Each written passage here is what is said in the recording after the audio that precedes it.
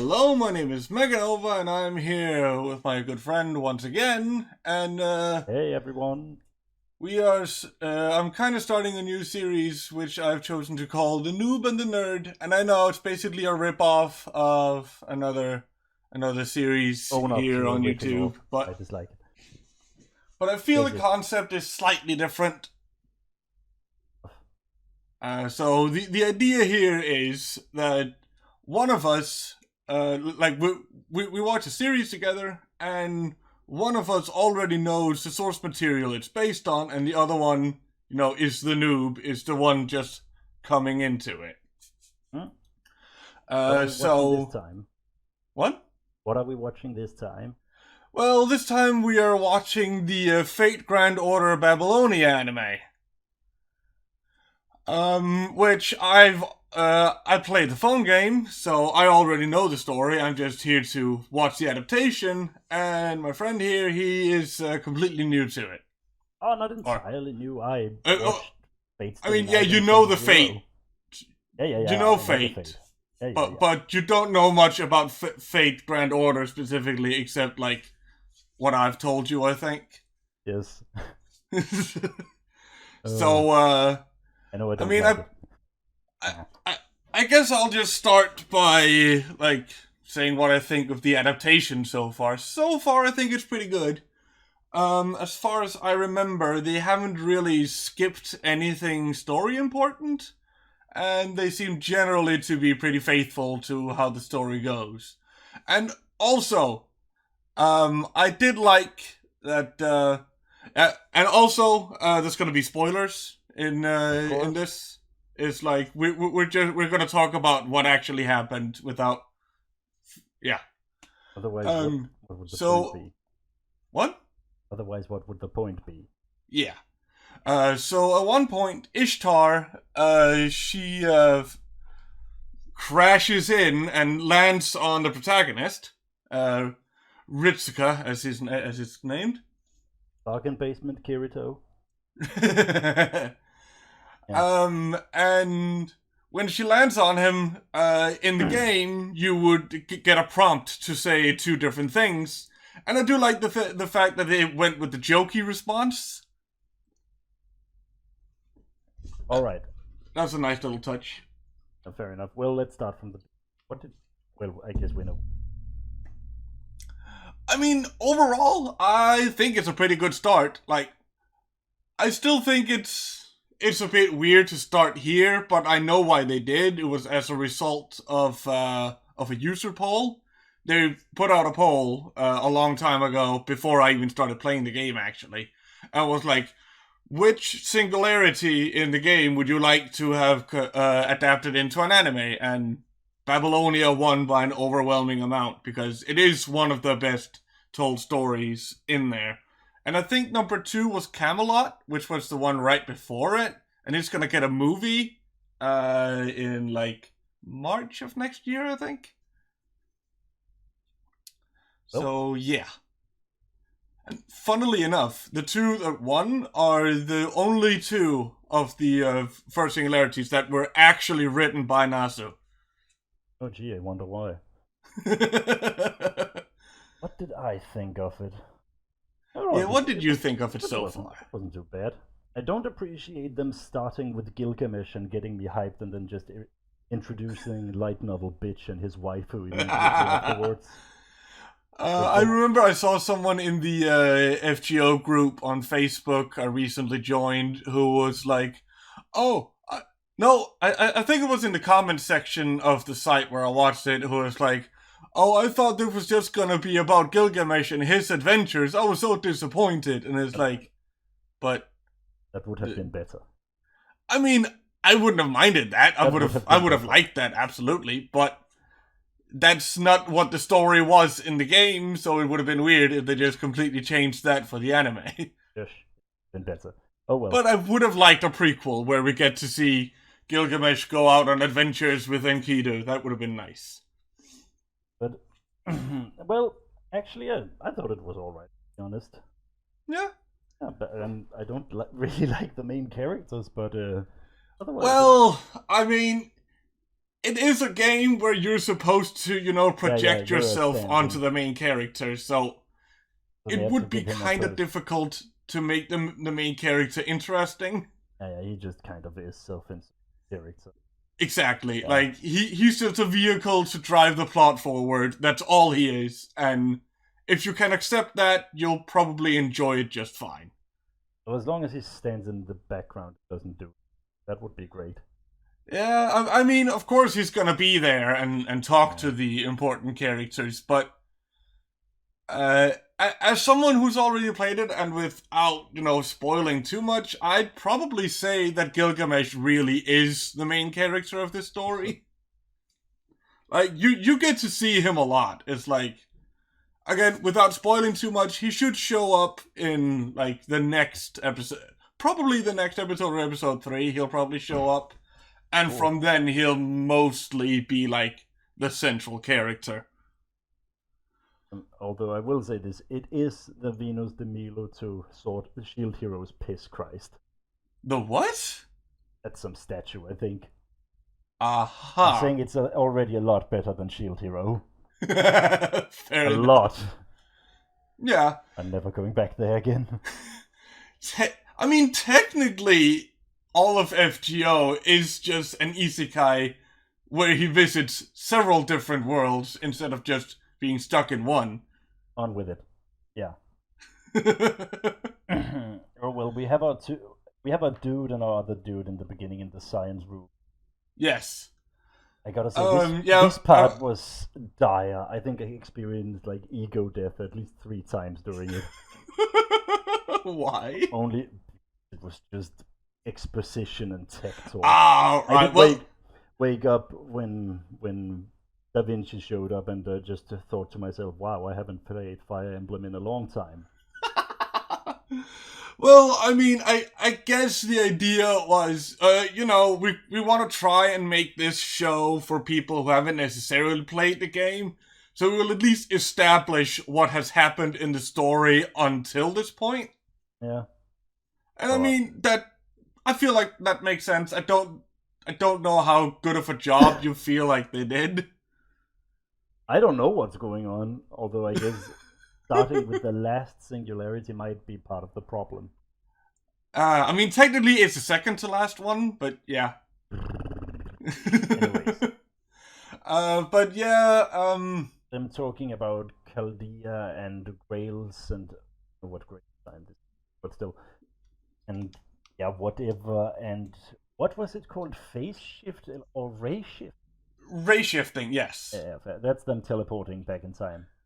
Yes, it's them teleporting into the various singularities. God, I miss when Fate was just 7 masters, 7 servants, deathmatch, and the last one gets to decide how. Yeah, and then Fate Extra happened. And now it's just Time Patrol. basically. So, okay. I guess I can try and explain some of what the, like, you really don't have to. Well, you know, it might help you understand more of, like, you know, I won't spoil what happens in Babylonia, but I can tell you, like, what is some of the base stuff that is going on, why they're doing all this. I'm not listening. Okay. So the main thing is that in the very first singularity we run into, we meet Solomon. You know, King of Israel. Yeah, Solomon Grundy from Batman. Yes, that one. Yeah. No. King Solomon from the Bible and all those other old holy books and whatever. Fair enough. And he's the magic king, right? Yes, he is he's the king of mages. He mentioned him a few times. Yes, he was the Grand Caster, but now it's Merlin. But yeah. But basically, he's turned kind of crazy, and he wants to... Yes, and he wants to incinerate all of humanity.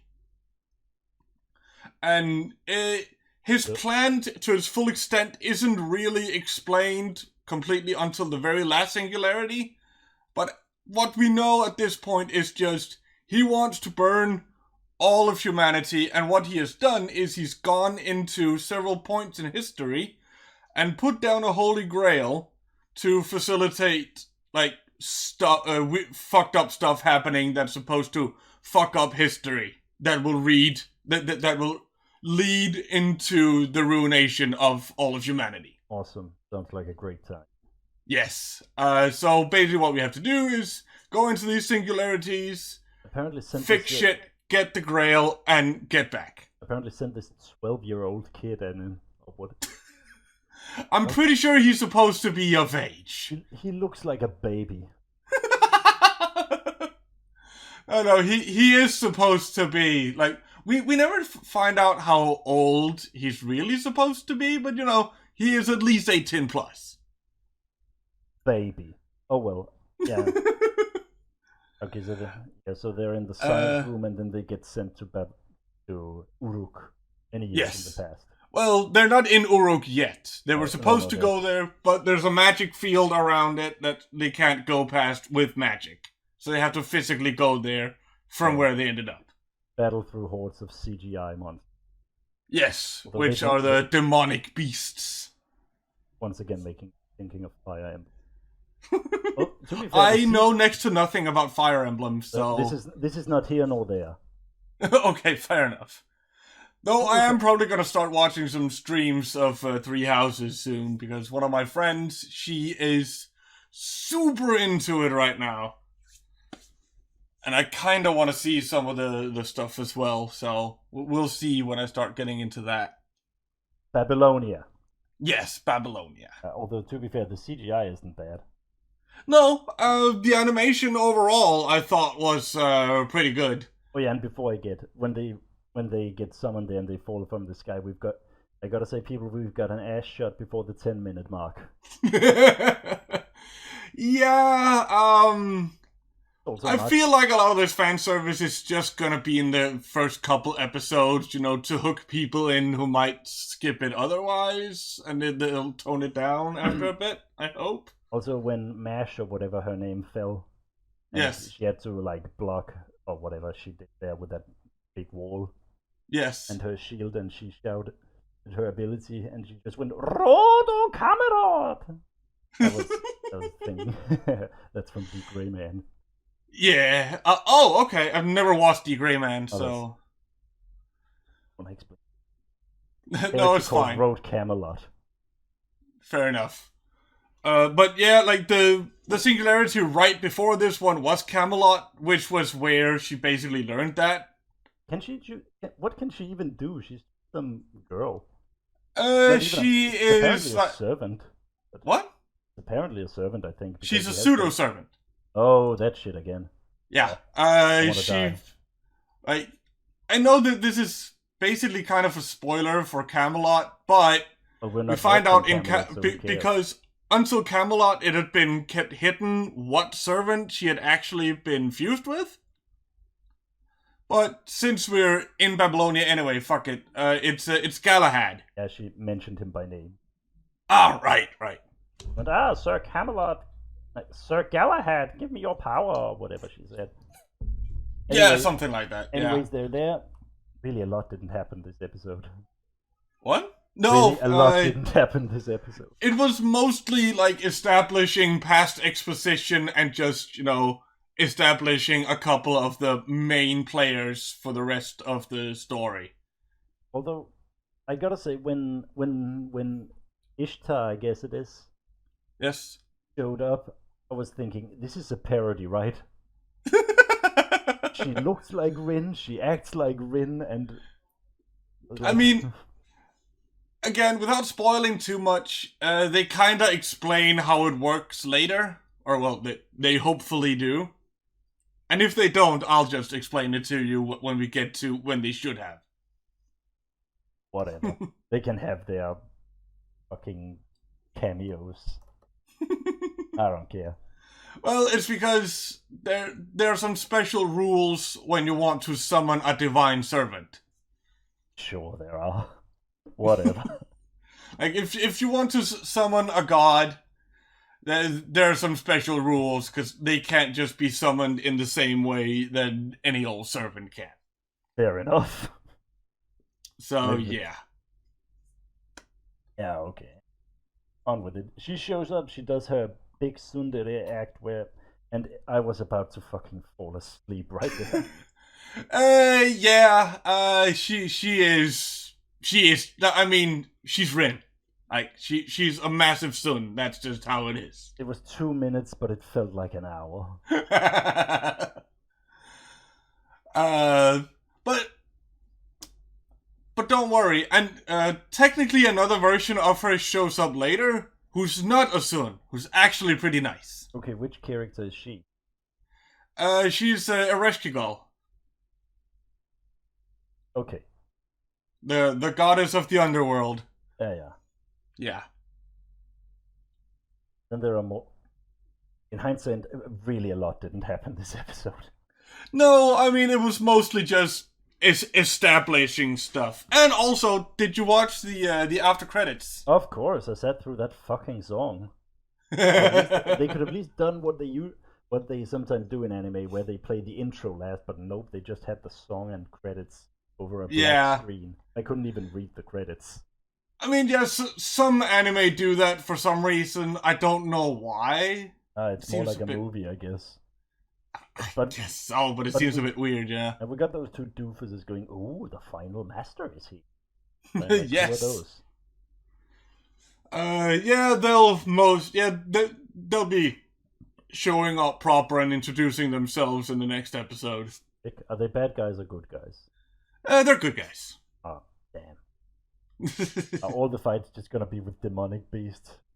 No. We will get some servants that will be fighting later on. We've got the Goddesses Alliance. Yes, exactly. Or like doing. Yeah. Also want to destroy human. Yeah. But I can't say much right now because there are a couple twists and turns throughout this journey. Yeah, of course. Anyways, we completely forgot to introduce the best boy. The top lad. Yes. That was where my interest peaked again. When Enkidu showed up? Yeah, before that I'd just been hyped from Gilgamesh and then just slowly deflating throughout. But yeah, don't worry, Gilgamesh will be showing up soon enough. Badass. Going to kill some motherfuckers. Yeah. I mean, the thing is, sadly, he doesn't really do much fighting in the earliest parts. As long as he's there to be. Oh yeah, don't worry, he is gonna be the smuggest. Right? So, but that'll also get explained once he shows up why that is. And this is a whole lot. No, they'll explain this later. Yeah, but I don't want to spoil stuff, and it's like, I know it's gonna be explained later anyway, so, you know. The episode was pointless. It was the introduction. Yeah, lots of introductions, lots of establishing, hey, this is what has happened, this is what we're going into now, and this is what, yeah. So, there'll hopefully be more, story and character stuff in the next episode. Sick. And I hope they don't tone down the animation. And the animation was okay. Looked a bit flat. Yeah, but I kind of feel like that is mostly due to how vibrant the backgrounds are. Which I will say is a bit of a problem. They should have done a bit better with the shading on the actual characters. The water is too much. Yes, sometimes the characters just don't really seem like they fit in with the backgrounds. It becomes a Marvel movie. Well, it's just like, in a show like Gumball, it works because that's a comedy anyway, so it works to make it funnier, but this is supposed to be, like, for the most part, pretty serious. Like, yeah, there are comedic parts here and there, but overall, it's mostly supposed to be serious, at least later on. Like, they usually start off these singularities, with a lot of lighthearted stuff, and then the serious things happen later. I had a chuckle the first time we saw the demonic beast at a diff. They just stood out really badly. Yeah, yeah. Again, like they're animated fine, but they look good up close. They don't feel like they fit in. I mean, up close and when they're like getting chopped to bits, they look fine. But when they're just standing there at a distance, they really are just video game mobs. Yeah, exactly. Dotted around the map. Which is kind of weird because, you know, in the game they are 2D, but then again, they're just sprites there, so it's not as hard to animate, I guess. With ease. Yeah, exactly. Like, the general movement in the game is fairly limited. Although, recently they have done, like, animation updates on a lot of characters to make their movements a bit more fluid and such. Okay, one question I gotta ask. Mm-hmm. Is it only servants from this time period, or are other fuckers gonna show up? There are quite a few other, quite a few. There are some other people that are gonna show up. Awesome. Because, again, without spoiling too much, Gilgamesh himself has also summoned a couple servants to help him out with this war that's going on. I guess the 3 goddesses in the alliance have their own servants. No. All they have are the demonic beasts, really. Only demonic beasts? Mostly. They really are a video game antagonist. Well, I mean, again, I can't really spoil, but there are some twists that's gonna happen. Yeah. Well, that's the point, isn't it? I don't know anything about this. I'm just jumping into the pool. Yeah, exactly. Just being like, I have no fucking clue. I have no idea. I'm just no. I'm always amazed at how in anime comments people somehow all turn 12 years old. Oh, Mashu, I wanna smash you. Yeah. I feel like it's like most people are either or. It's either, oh my god, so hot, or too much fan service. Oh well. Yeah. I'm at least moderately excited to see what it turns out. Yes. It might be. It seems like it'll be good fun. Unlike a certain other show that we ended up giving up on. I'm not Yeah, I still haven't actually finished it. Oh, that's good for you. I think I got to episode like 16 or so. Oh, I feel bad for you. Oh yeah, and it was confirmed that it's gonna get a season 2 and 3. There is no justice in this world. Because, you know, what the fuck. But yeah, I think we've pretty much exhausted what we have to say about this show for now. And then some. Oh. But yeah, so far I'm fairly pleased with the adaptation at least. Hope they keep it up. I'm just looking forward to the nonsense. Yes, which don't worry, there will be lots of. I mean, that's my favorite thing about Fate. It's just its own thing, and it doesn't bother to like accommodate for anyone. Oh yeah, it doesn't give a shit. It just does whatever it feels like, and you're just along for the ride. Which is, in my opinion, that's a good thing. I don't like when people are like, "Oh, you have to watch this and then you have to watch that," and I'm like, "Nah. I just want to see how this shit goes." Yeah, exactly. Well, there are a lot of people who are like, "Oh my god, if you want to get into Fate, you must play the original visual novel," and like, not necessarily. Like, you can get a pretty quick summation of how do servants work, and that's about it. It's like, and then you can watch most of it. You can be like me and be on 4chan for a lot of the late zeros to early 10s and just absorb Fate knowledge to the point where I have no need to play or watch it because I pretty much know everything that's going to happen. Yeah, same. Like, I am playing through the visual novel right now. I'm about 2 hours in. I know, it's like a fucking 100 hours or some shit. Yeah. But, so, like, I'm at the point, like, right after Rin summoned Archer. Sick. Oh, well, now we're just talking in circles. Let's end this. Yes. But I enjoyed it. I think it's a good adaptation so far. I like the animation. I hope they keep it up as is. And yes, it's fun. Yeah. So that was it for this week of the Noob and the Nerd. We'll be showing up again in about 5 days when the first episode of season 4 of My Hero Academia comes out, Don't make where promises you I can't will be keep. the noob. And yeah, I will talk to you then, and I hope to see you next time. So, Bye-bye. bye.